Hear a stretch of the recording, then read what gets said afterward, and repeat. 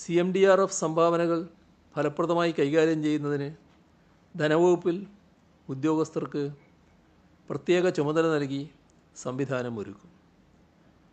ധനസെക്രട്ടറിയുടെ കീഴിൽ തന്നെ പ്രത്യേക ഉദ്യോഗസ്ഥൻ അതിൻ്റെ ചുമതല വഹിച്ചുകൊണ്ട് പ്രവർത്തിക്കുകയും ചെയ്യും. സംഭാവന ചെയ്യുന്നതിനായി donation.cmdrf.kerala.gov എന്ന പോർട്ടലിൽ ദുരിതാശ്വാസ നിധിയിലുള്ള വിവിധ ബാങ്കുകളുടെ എല്ലാ അക്കൗണ്ട് നമ്പറുകളും നൽകിയിട്ടുണ്ട്. പോർട്ടലിൽ നൽകിയിരിക്കുന്ന നേരിട്ടുള്ള പേയ്മെൻറ്റ് സംവിധാനം വഴി വിവരങ്ങൾ നൽകി online banking, debit card, credit card, UPI എന്നിവ വഴിയോ അക്കൗണ്ട് നമ്പർ വഴിയോ നേരിട്ടോ സംഭാവന നൽകാം. ഇതിലൂടെ നൽകുന്ന സംഭാവനയ്ക്ക് ഉടൻ തന്നെ റെസീറ്റ് ഡൗൺലോഡ് ചെയ്യാൻ സാധിക്കും.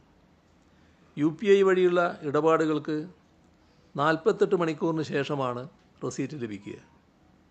ദുരിതാശ്വാസ നിധിയുടെ പോർട്ടലിലും സോഷ്യൽ മീഡിയ വഴിയും വിവിധ അക്കൗണ്ടുകളുടെ UPI QR കോഡ് നൽകിയിരുന്നു.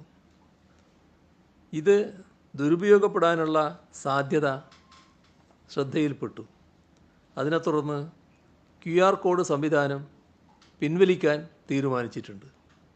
പകരം പോർട്ടലിൽ നൽകിയിട്ടുള്ള UPI ID വഴി ഗൂഗിൾ പേയിലൂടെ സംഭാവന നൽകാനാകും.